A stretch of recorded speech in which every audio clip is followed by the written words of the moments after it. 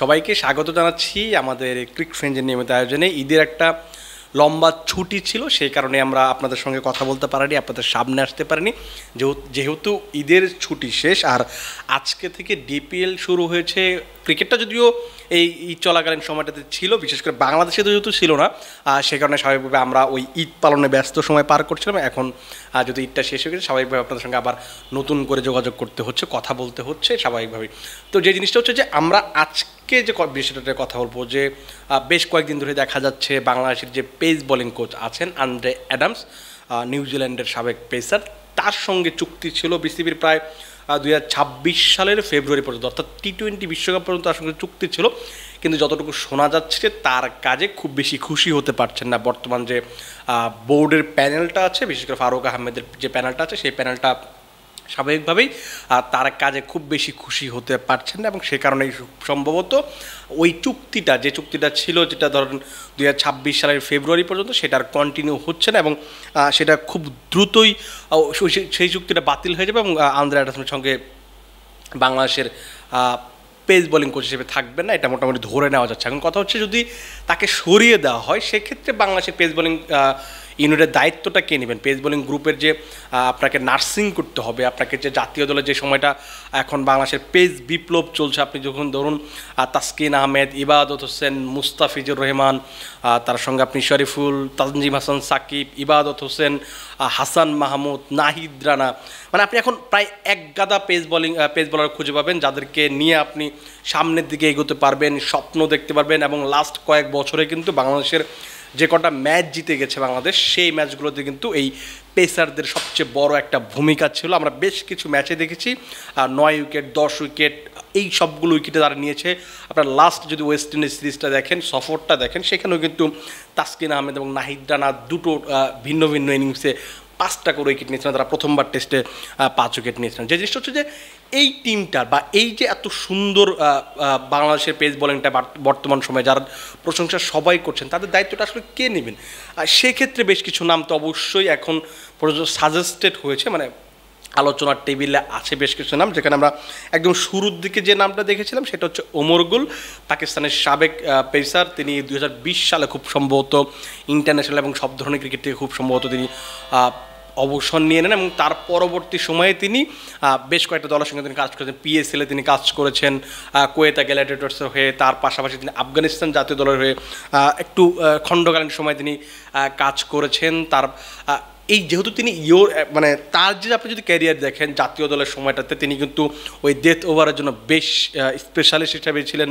তার দারুণ সব ইয়র্কার, ওই যতটা সময় তিনি জাতীয় দলে খেলেছেন খুব ভালো করেছেন, এবং কোচ হিসেবে তিনি কেমন হবেন সেইটা এখনই আসলে বলাটা খুবই কঠিন। কারণ আফগানিস্তানে যেহেতু খুব বেশি ভালো পেস বোলার নেই, সেটাকে আমরা এখনই বিবেচনা করতে পারি না। কুয়েতা গ্ল্যাডিয়েটর্সকে ধরা যেতে পারে, কিন্তু তাদের যদি আপনি দেখেন লাস্ট কয়েকটা পিএসএলে কিন্তু খুব বেশি ভালো ছিল না। আমরা ধরে নিচ্ছি যে তিনি যে হিসেবে ক্রিকেটার ছিলেন, সেটা হয়তো বাংলাদেশে কাজ করতে পারলে হয়তো সেই জিনিসটা তিনি দেখাতে পারবেন, এবং তখন হয়তো আমরা ক্রিকেটারের কাছ থেকে জানতে শুনতে পারবো যে তিনি কোচ হিসেবে কেমন। এখন তার একটা সম্ভাবনা তো অবশ্যই আছে, কিন্তু তিনি হবেন সেটা নিশ্চয়তা কিন্তু নেই। তার সঙ্গে কিন্তু শন টেইটের নামটা তখনই উঠে আসছিল, এবং তিনি কিন্তু একবার বাংলাদেশের পেস বোলিং কোচ হতেও চেয়েছিলেন। তিনি বারবারই বলেছেন, যেহেতু তিনি লাস্ট বিপিএলে চিটং কিংসের হেড কোচ ছিলেন, তাকে বারবার যখন প্রশ্ন করা হচ্ছিল, যেখানে যে সাংবাদিকরা যখন তাকে প্রশ্ন করছিলেন, তিনি সবসময় আগ্রহ প্রকাশ করেছিলেন বাংলাদেশে তিনি কোচ হতে রাজি আছেন। এবং তাকে যতটুকু জানা যাচ্ছে, ডেইলি সানের প্রতিবেদন অনুযায়ী যতটুকু জানা যাচ্ছে, যে লাস্ট বিপিএলের সময়টাতেই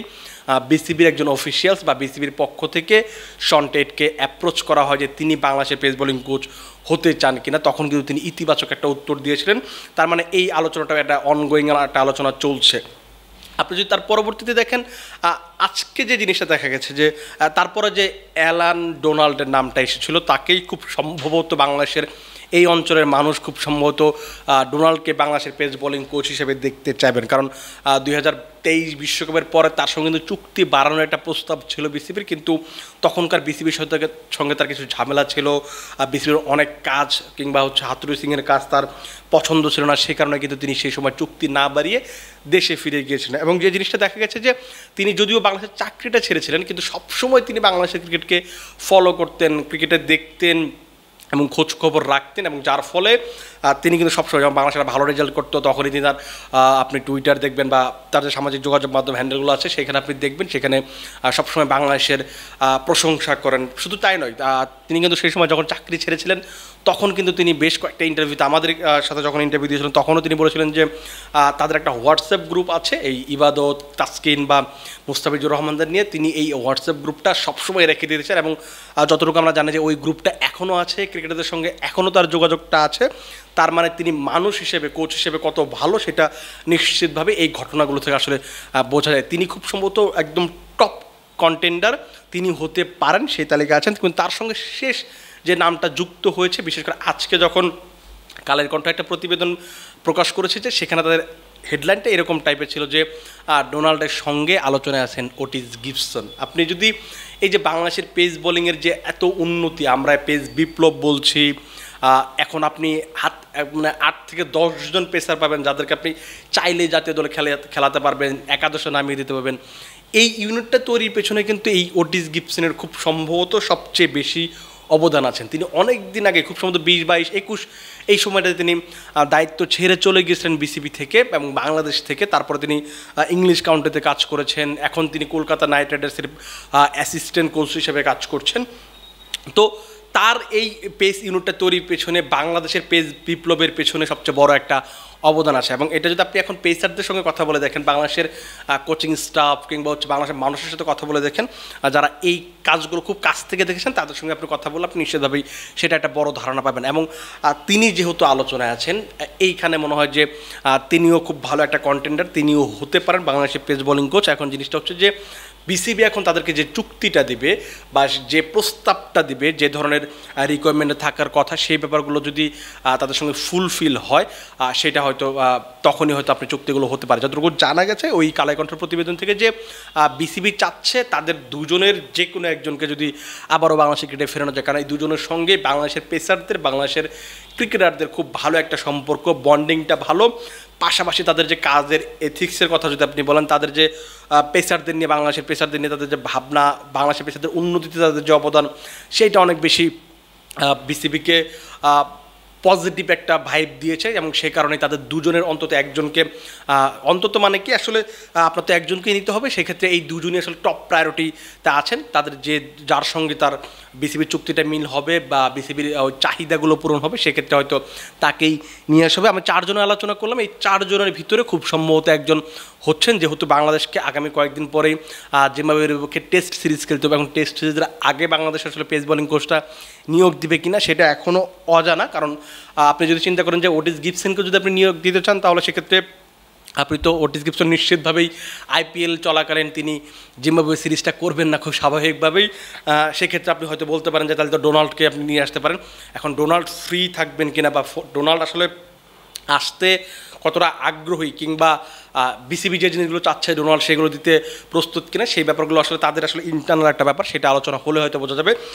যদি বাই চান্স জিম্বাবুয়ে সিরিজে না হয় তাহলে তো হয়তো এটা লম্বা সময় পাচ্ছে বিসিবি চিন্তা ভাবনা করার জন্য, আলোচনা করার জন্য, যেহেতু পাকিস্তানের সিরিজটা খুব সম্ভবত মে মাসের শেষের দিকে, পরবর্তী পাকিস্তান সফর যেটা বলছি, সেই ক্ষেত্রে হয়তো তখন থেকে আমরা নতুন একজন পেস বোলিং কোচ পাবো জিম্বাবুয়ে সিরিজ যদি নাও পাই। এই হচ্ছে আপাতত আজকের আলোচনা। আমরা চেষ্টা করবো আগামী দিন নতুন একটা টপিক ধরে বা নতুন কিছু একটা নিয়ে কথা বলার জন্য। আপাতত আপনারা ভালো থাকুন, সুস্থ থাকুন এবং ক্রিক ফ্রেঞ্জির সঙ্গে থাকুন।